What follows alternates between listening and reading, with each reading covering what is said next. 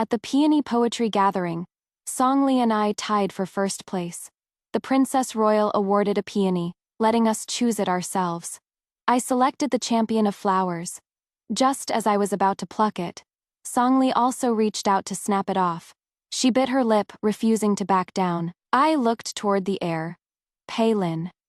He is the Princess Royal's son, and also my fiancé, spoke nonchalantly. Miss Song and the Guangquan Feng are truly a peerless pair. While you are more suited to that Changan. He was the host, so I couldn't very well make him lose face. It wasn't until his betrothal gifts were carried to my house, and I turned them away at the door, that he asked me in annoyance. Is a single peony really worth you holding a grudge until now? I curved my eyes. It is just a peony. So, why do you insist on not giving it to me? The eldest princess loved flowers, but she loved beauties even more. She invited the young ladies to hold a peony poetry gathering. I was among them too. After dashing it off, he idly drank pear blossom wine. The eldest princess and Palin discussed the rankings. A moment later, Songli and I tied for first place. Whispers rose among the seats. Zhang Liuliu said, Yanjin is a talented girl. Everyone knows that. But this Songli just came from Yanzhou, and I heard she is a merchant's daughter. How come she can write poetry too? And even got first place? I am puzzled too. Thinking for a moment, she said, the eldest princess values fairness the most. Maybe Miss Song has family teachings. Everyone looked sheepish. It dawned on me. They wanted to use the excuse of venting anger for me. Togo bully Songli. I laughed in my heart. Although I don't like her, I am not stupid enough to be led by the nose by others. Not long after, a maid came over holding the eldest princess's peach blossom letter, ordered the winner to go into the garden and pick a flower as they pleased. I followed the maid to give thanks for the reward. Songli was there too. The eldest princess smiled from behind the bead curtain. There are so many flowers in this garden that I can't even remember their names. Just let Linner go along with you. Palin nodded at me. He said gently, just pick whatever you like, no need to hold back. The peonies in the princess's manor were the finest in the capital. I liked the bright red ones, pointing at the crown of all flowers among the red peonies. Smiling at Palin, this is the only one blooming in the whole garden. I want it. As soon as the words fell, Songli reached out to snap off this branch. I froze. He held her wrist, looking at Palin's Song. Li hurriedly pulled her hand back, as if her wrist hurt from the squeeze. Blowing on it, huff huff. Her voice was trembling and delicate. This humble girl also likes this one. I wasn't panicked at all, because I was the one who spoke first. Palin strolled over to that branch of crown of flowers, playing with the deep red peony at his fingertips, sniffing it gently. His gaze swept toward Songli.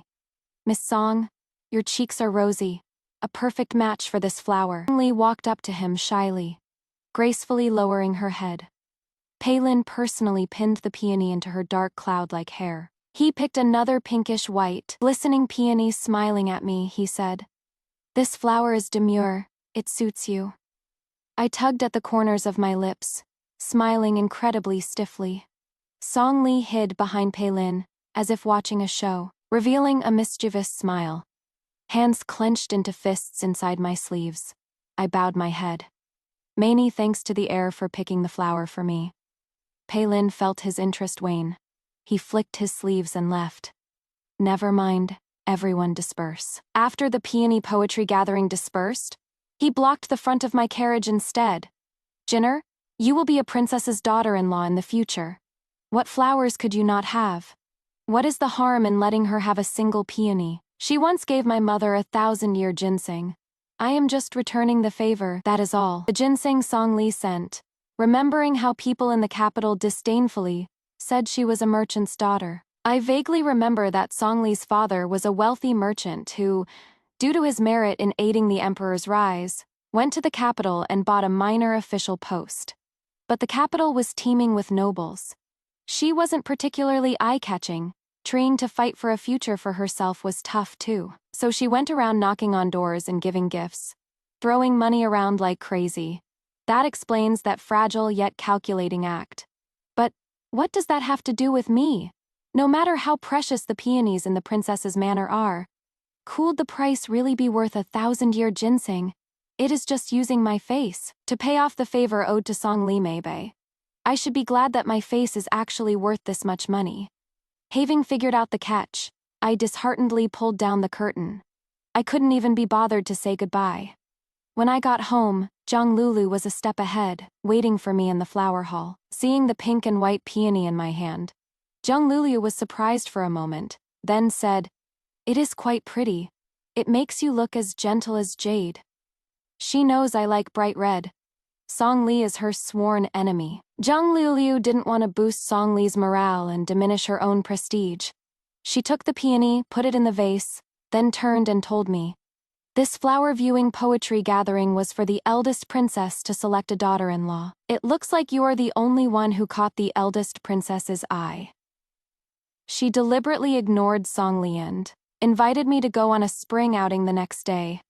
Strolling slowly along the paths of Changan, many people cover their faces with silk fans as soon as they see me, whispering softly, "I used to think you were quite haughty. How come you couldn't even snatch a flower?" I could only mimic them. Covering my nose with a fan, I said loudly, "Oh my, what is that smell on you? It is so sour." If I couldn't snatch it, I couldn't snatch it. When people made sour remarks, I could only change the subject. Sitting in a private room at the tea house, I stuffed a piece of pastry into my mouth. "So Miss Yan likes eating my family's pastries." Lee smiled sweetly. She had stood behind me at some point. The peony at her temple was vibrant. The pastry instantly got stuck in my throat, like a thorn. "Sorry." She pointed to the slightly damaged flower at her temple. "But if I didn't get this one, how would the snobs of Changan remember me? Palin said you demand the best in everything, and your food has to be the most exquisite. You seem to be just the daughter of the chancellor of the Imperial College. Aren't you yet? You are so glorious. I just want to be like you, is that wrong?" She gazed at me. There was a hint of pity in her eyes. I gulped down a few mouthfuls of tea to wash down the pastry. I glanced at her and said indifferently, "Palin, that sounds awfully intimate." After saying that, I stood up and looked at Zhang Lulu, who had returned from the silk shop. Needless to say, she must have planned this, deliberately luring me to the Song family's tea house to rest. "Let's go!" I walked out of the private room without frowning or lifting my eyes. Back home, I declined invitations to all sorts of banquets. I just packed my fishing rod, planning to take my maid fishing by the river tomorrow. To avoid all the drama, Palin just had to come at night, claiming to ask for the ancient books I borrowed from the Hanlin Academy. The maid raised the lamp. "Miss has already gone to sleep. As for young master's business, let's handle it tomorrow." "Asleep," Palin whispered. He sat for a bit, only receiving a cup of cold tea. Then, the second day, I fished all day long. I came back, gave the fish to the kitchen to cook, and went straight to sleep. He came up empty again. On the third day, he didn't come. At dusk, however, they carried in several chests of gold, silver, and jewels, saying it was the betrothal gift, asking me to look them over. I told the servants to carry them back exactly as they came. He finally seized this opening to climb out of the sedan chair. He looked at me coldly. "Yan Jin, if you have no respect for the princess's manor, then our engagement is off." The moonlight was cold, but not as cold as his eyes. The courtyard fell silent for a moment. I said indifferently, "In that case, nothing could be better." Zhang Lulu got the news, questioning me why I didn't hold on to Palin. No finesse at all. Letting Song Li get the benefit for nothing, I let out. "Aha. Could it be that my life isn't a life? That I am just meant to be a supporting character in a play for others? Snatch it for once. Got slapped in the face once, making bystanders laugh, making family grieve, talked until Zhang Lulu felt guilty. Admitted she wanted to see me and Song Li at odds, so she could get some amusement out of it. To make amends, she brought many precious spices, put them one by one into the incense burner, and light them. Burn one kind, and teach me to note down the incense recipe. Lingxiao falling petals, spring comes, and fragrance fills the courtyard. The golden duck incense burner puffed out wisps of smoke. Happy moments are short, but living is long. I got interested, creating incense recipes and layering incense myself. Occasionally, I'd make something I was proud of and give it to friends. As if the chaos in the capital has nothing to do with me. Yet, how could it possibly be unrelated? The eldest princess is unwell. Mother ordered me to go visit her. The flowers and trees were lush, the pavilions and towers continuous. Palin walked out to greet me. He was already peerlessly handsome. He wore a water blue robe with ivory patterns, making his complexion look even more like jade than usual. His brow and eyes serene. I sighed inwardly without cause. Mother is fine, it was I who wanted to see you, he said lightly. He led me to a pavilion to sit down. I heard you've been into blending incense lately, so I bought some aromatics. I was just about to ask for your instruction on blending incense. He opened a wooden box and placed an incense burner and aromatics on the stone table in the center of the pavilion. Seeing that he seemed sincere in asking for advice, I went along and sat down, wiped hands clean with a silk handkerchief, selecting incense. He picked up a piece. What is this? This is borneol, very effective for headaches. He nonchalantly picked up another piece. And this? I glanced at it and frowned. Took that dried thing. Palin stared closely at my expression. Wanwan asked, what exactly is it? I suddenly realized he has no interest in perfumery. This is the fruit of the Jerusalem cherry. It can't be used as a spice, he sneered. His voice, icy. You admit it. I looked up at him calmly. Song Li is sick.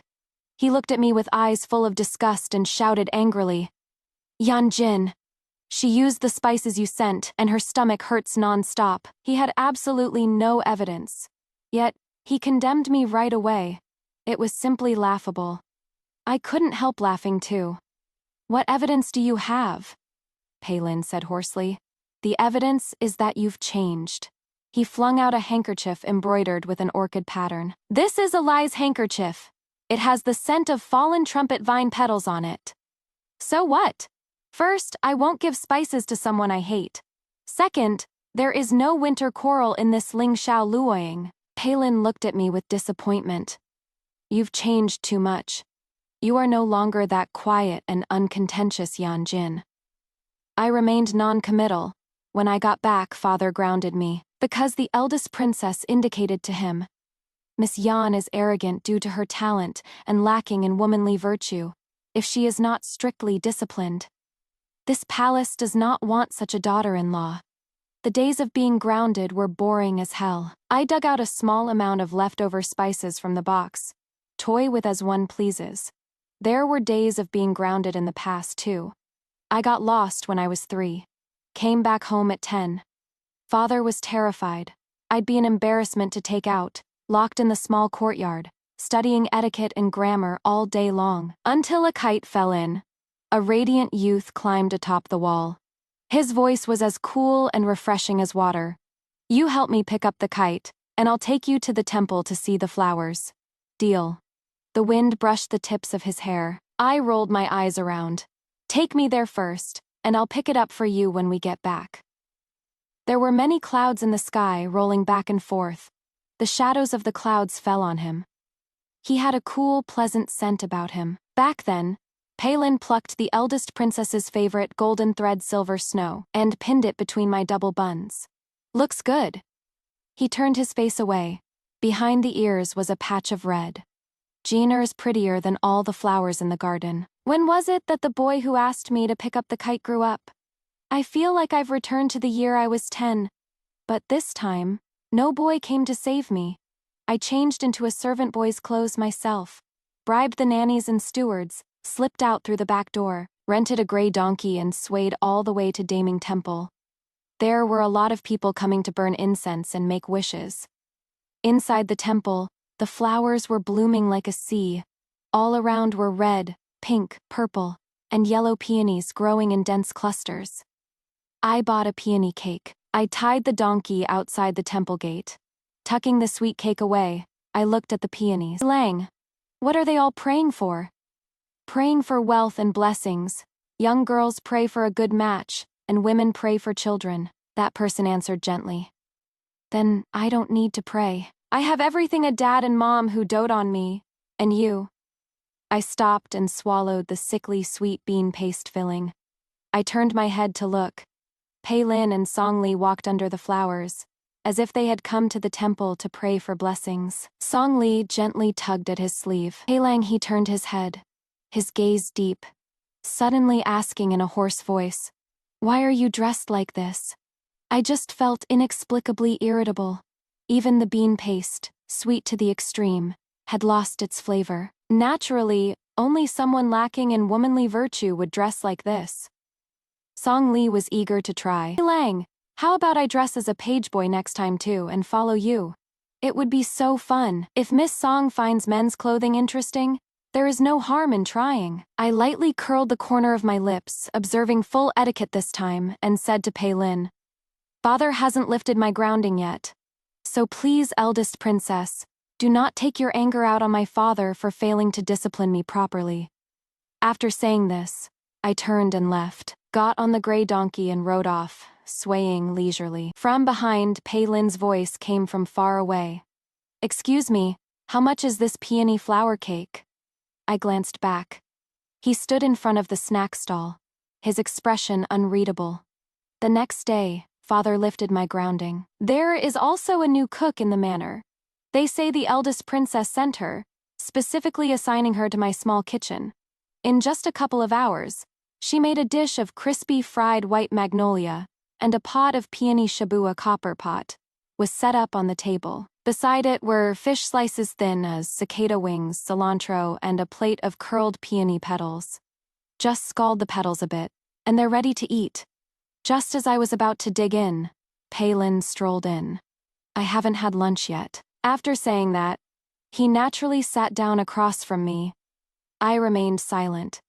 He rolled the fish slices in the soup for a moment, then placed them in my bowl.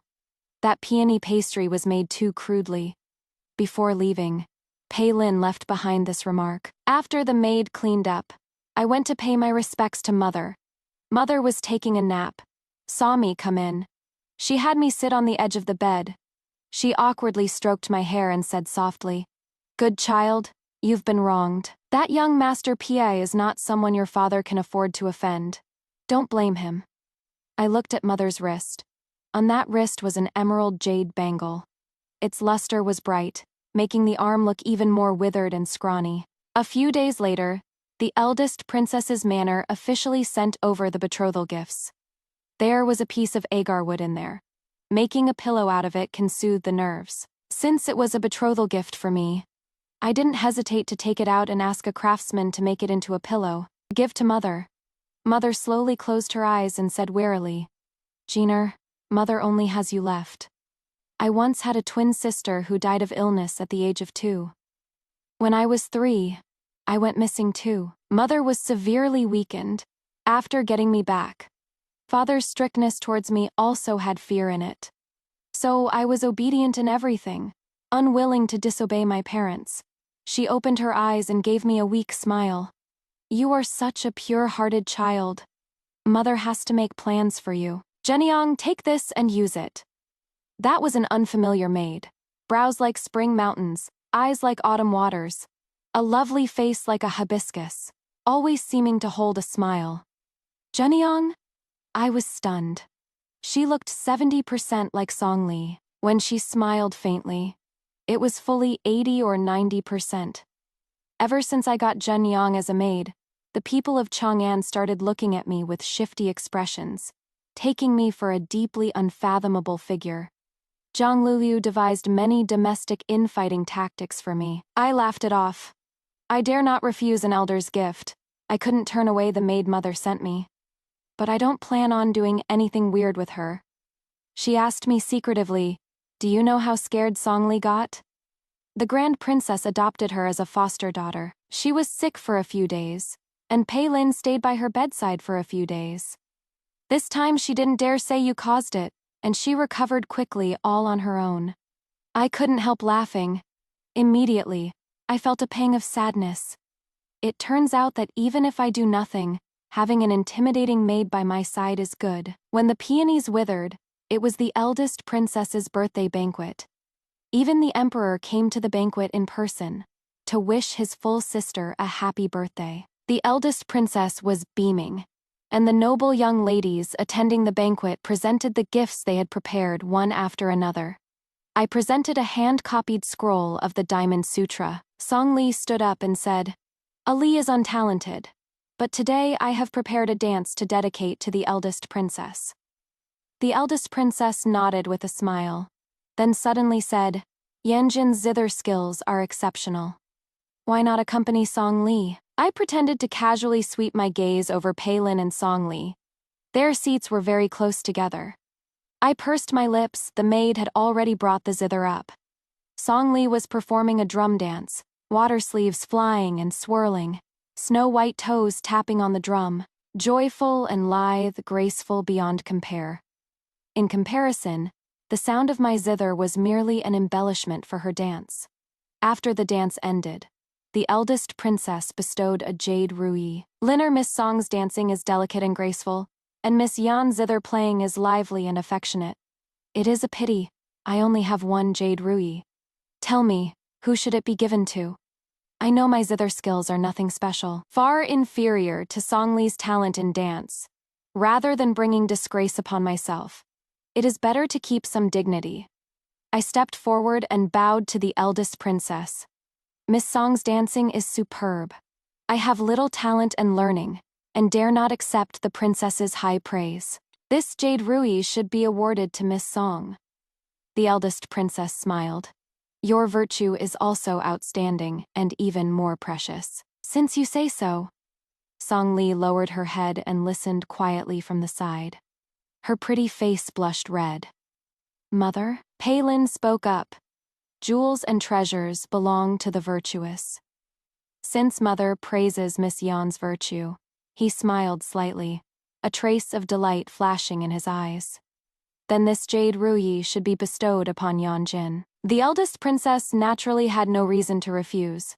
Song Li's face turned snow-white. Under everyone's gaze, Palin personally placed the jade ruyi into my hands. You can rest easy now. I didn't understand what he was saying. Palin furrowed his brows. That Jinyang, you don't need to play these inner courtyard women's tricks. My hand accepting the jade ruyi paused. The delicate ruyi almost fell to the ground. After the banquet ended, he sent someone to lead me to the small pavilion to have tea. Once the wedding date is set, you will be my only wife in this life. I promise you, there won't be any bed-warming maids. But I picked up on a different implication in his words. The chambermaid you mentioned. Could it be my maid, Jinyang? You are afraid I'll use her to scheme against Song Li's. Sunlight shone into his deep eyes. His expression seemed to stiffen. He spoke indifferently. I am not the kind of shallow man who only cares about looks. I gave a low, self-mocking laugh. Naturally, you don't just admire beauty. What you enjoy is the process of a woman becoming glorious in your hands. Just like me back then, it was you who gave pointers at every turn and recommended my poems everywhere. And now, the person you hold in your palm to cherish? I looked up and studied him closely. His features were still handsome and elegant. His bearing remained clear and refined. Only his heart toward me was not like before. For a moment my heart seemed to stop beating, silent as death. A sour bitterness seeped all the way into my insides. Even my hands were trembling slightly. I clasped my hands together, hid them behind my back, and only then spoke. It is just a peony. So why are you so insistent on not giving it to me? You were even willing to pick the eldest princess's favorite gold thread silver snow for me. Why is a mere crown of fragrances not allowed? For a moment he didn't move a muscle until his chest rose and fell slightly. Only then did he grit his teeth and say, "Since you are so picky about what I give you, then don't marry me." I gave a hum of assent. I stood up, just about to say goodbye. The eldest princess's maid walked over slowly, leaned down, and whispered something in Palin's ear. His expression changed abruptly, gazing at me. There was actually a hint of remorse. Palin hurriedly pulled me into his arms. I should hide you away properly. I was a bit surprised. I actually played that Guccin accompaniment really half-heartedly, but I still snuggled up to him. I don't want to marry the emperor. He is old, and the empress is a woman of ruthless methods. Gradually, Palin loosened his arms. His brows furrowed slightly, his gaze following Song Li closely. She was all alone, shouldering a hoe. Walking to the garden, she first swept the fallen flowers into a pile, then dug up the black soil with the hoe to bury the fallen flowers. I fell silent too. The sky gradually darkened, and Song Li's slender back aroused pity. Palin couldn't hold back anymore. She is there all alone, with no maid following her. Jinner, you just wait here. I'll take her home and come right back. A gust of cold wind blew past. I shivered a little and sneezed. Palin subconsciously went to undo his cloak to drape it over me. The hand undoing the cloak paused. The step had already been taken. He looked hesitant. Jinner, I will marry you. Wait for me a moment longer. I hid my trembling, clasped hands. I nodded. When I looked up, his back had already disappeared. After sitting for a while, I heard a commotion coming from the distance. It was the direction Palin had left. Song Li and he were both gone. I lifted my skirt and ran out. When I woke up, I was already lying at home. Zhenyang was silently wiping my face. I stared at the intertwining pomegranate pattern on the bed curtains for a long time before remembering what happened at the princess's manor. She saw me wake up. A teardrop fell on my face. She hurriedly wiped it away. Miss, why are you so silly? Young Master Pei and Miss Song falling into the water. What business is that of yours? Heaven has eyes. It would be best if that pair of illicit lovebirds drowned. I started coughing. She panicked and supported me, placing a soft pillow behind my back. After Song Li buried the flowers, she wanted to toss some petals into the water. As a result, her foot slipped, and the railing was low. She fell right into the water just like that.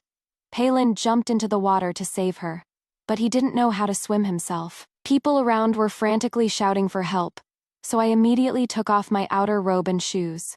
I saved Song Li first, then dragged Palin onto the shore. Actually, I am not very strong. Saving Song Li was already my limit. In the end, half embracing Palin, we collapsed by the shallow water's edge, slipped into unconsciousness. Oh my miss, your reputation is completely ruined now. I rested my hand on Zhenyang's wrist, asking feebly, what about Palin? Is he awake? Zhenyang wore an expression that was both indignant and guilty. He came by, but Miss Song had chest pains, so she called him away again. He sat here for 2 hours watching you the whole time. Seeing my downcast look, Zhenyang hurriedly said, like he was looking at his own dad. I couldn't help but laugh. I didn't expect Zhenyang's personality to be this amusing. Zhenyang, thank you. After nightfall, Palin came to my room. He was rarely this rude. He knelt down by the head of my bed. His smile was bright, his eyes faintly moist. Jinner, I don't know what to do with you. Cupping my face, he softly promised. 100 years is but an instant. With you by my side, an instant is like 100 years. Let's get married next month. I interrupted him with a smile. Palin, could you take me as your sworn sister? After all, we grew up together, and I saved you once. Palin's smile went cold as he stared at me blankly. Jinner, are you mad at me? Or are you wary of Song Li again? I smiled, having already changed how I addressed him. Brother, if I enter the palace, can the princess's manor count as my maiden home? Palin froze for a long time. His face went pale. His eyes, usually so unruffled, stared tightly at me, like still water, like a cold mountain. Jinner, after the peonies, come the roses. I remember roses are your favorite. After you marry me, I'll make rose dew for you to drink. It is best for clearing heat and beating the summer heat. His voice was soft and light, like he was coaxing a child who'd had a nightmare. I looked at him and smiled again. It is very strange these days. I am always looking at him, showing a smile, but inside, Not once was I happy. Brother. The Princess Royal's adopted daughter entering the palace would be at least a concubine, right? He gazed deeply at me, stopped speaking, his gaze unblinking. In that instant, I could almost hear his heartbeat, fast, heavy. I understand, he finally said. The eunuch came to see me with the Empress's decree. He said the Empress is gravely ill and wants to select a successor for her young son. She doesn't trust the old faces in the 6 palaces. She picked me, because I have no backing and have been repeatedly humiliated. I can only treat entering the palace as a lifeline. The eunuch slowly finished speaking. So, that is it. I knelt down to give thanks. The eldest princess smilingly added to my dowry. He held my hand, his expression gentle and intimate. Do not forget each other. Palin is nothing like her at all. He held a bouquet of fresh peonies, brought from who knows where, muttering the names of the flowers. Besides crown of the crowd, there is drunken delicate red, rushed red, layered fragrant blooms. He finished reciting incoherently. He looked up, staring straight at me. I am willing to give you anything. Lots of flowers, lots of love. My whole life belongs to you. Where I did wrong before, I will change. You can hit me or scold me. I accept it all willingly. I pushed the calligraphy copybook to the side. Walking out the door, I examined his face by the moonlight. What clumsy, sweet nothings. The moonlight draped over his face, like gauze, like white silk, deep brows and handsome eyes, his eyelashes filled with the gentleness of a faint smile. 3 times, I said. What? Palin didn't hear clearly. I slowly broke into a smile. The first time, you gave her the crown of flowers, not me. The second time, you believed I gave her poisonous spices and had father confine me.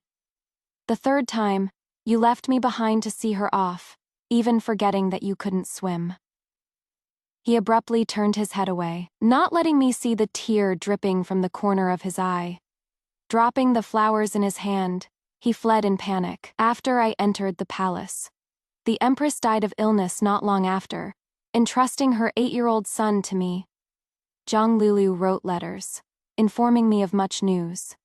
Song Li married Palin. For some reason, Palin took Zhenyang as a concubine. But afterwards, he became a monk, abandoning a pair of flower-like wives at home, spending his days with the green lamp and ancient Buddha. His thoughts were unfathomable. I didn't go ask anymore. Later, Song Li came to find me, her eyes red and swollen, lips bitten tight. I was clearly just about to succeed, but you had to shove a Zhenyang in. I smiled leisurely. I wanted to say it wasn't me.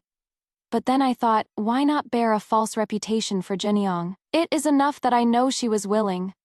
I know about him wanting to take you and elope. A faint cold sneer played at the corner of Song Li's mouth. Palin has always been a proud man, never bowing his head to anyone. The only time was for you. That day he was like a madman, searching everywhere for peonies that were still in bloom. He had to gather one of every rare variety.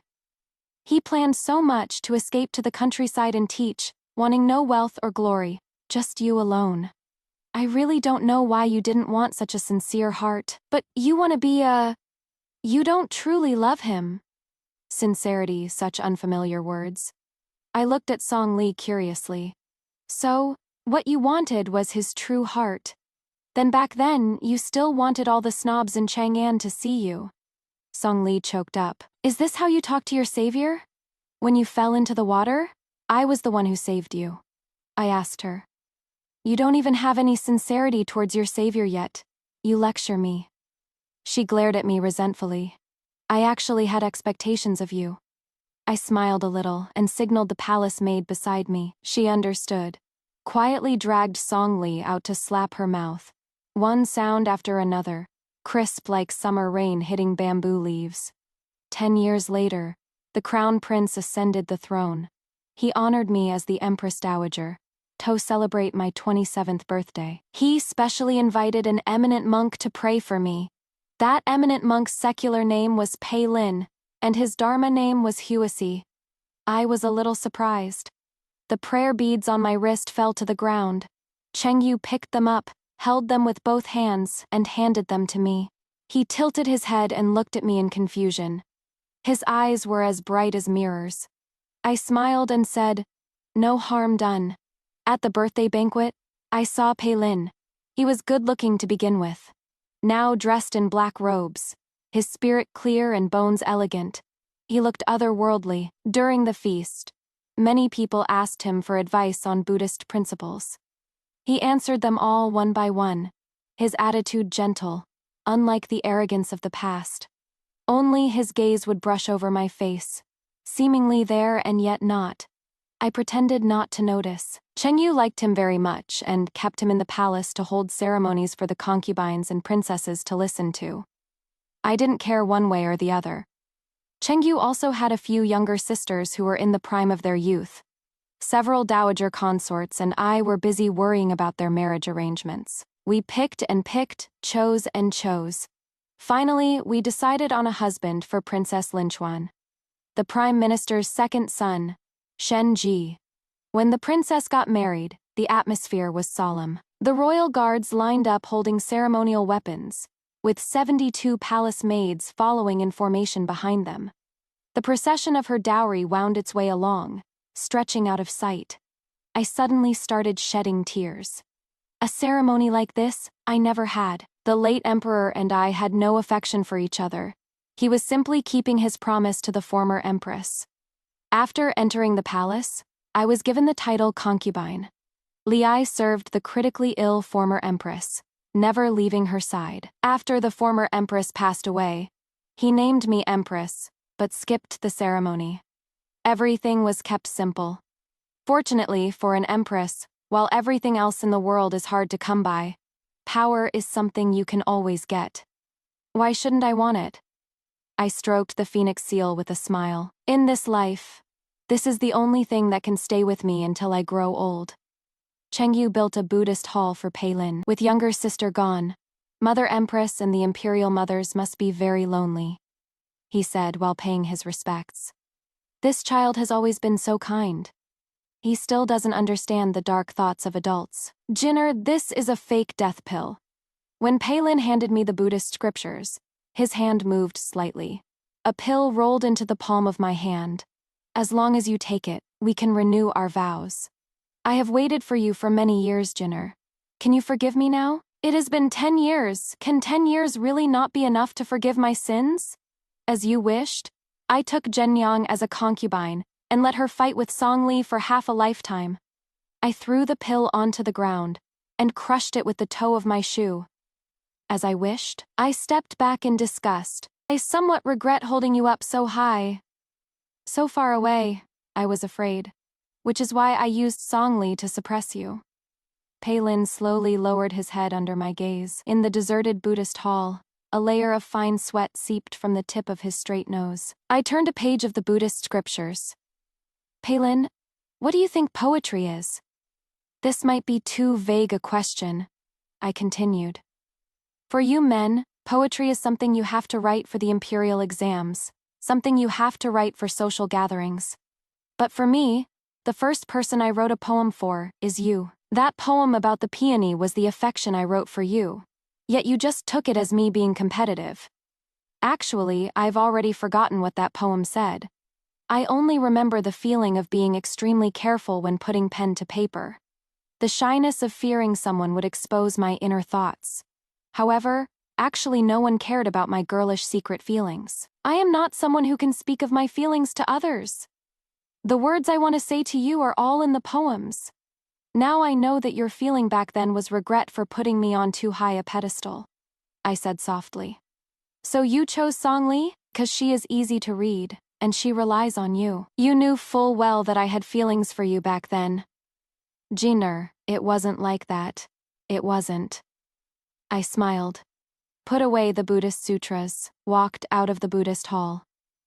You don't need to worry about those old matters. It has been over 10 years. All these years, it has been thanks to the eldest princess. I am very grateful to her. It is just that. Palin, I waited for you once, twice, but even the third time, you didn't look back. So I was willing to enter the palace. I thought that since the eldest princess had such insight into the world, the late emperor, even if heartless toward me, would still be much better than you. Fortunately, that was indeed the case. I don't regret it. The April sunlight spills over me. In just over a month, the peonies will bloom. Chengyu is a very filial child. He compiled the poems I wrote from my girlhood onwards, and had them printed and published. He reads them to me often. The first poem in the collection is Ode to the White Peony. Pearl curtains rolled up on jade hooks at night. A talented lady cherishes fragrance leaning on the jade tower. Warm breeze and bright moon. The delicate beauty about to fall. A faint, lingering dream remains in young Joe.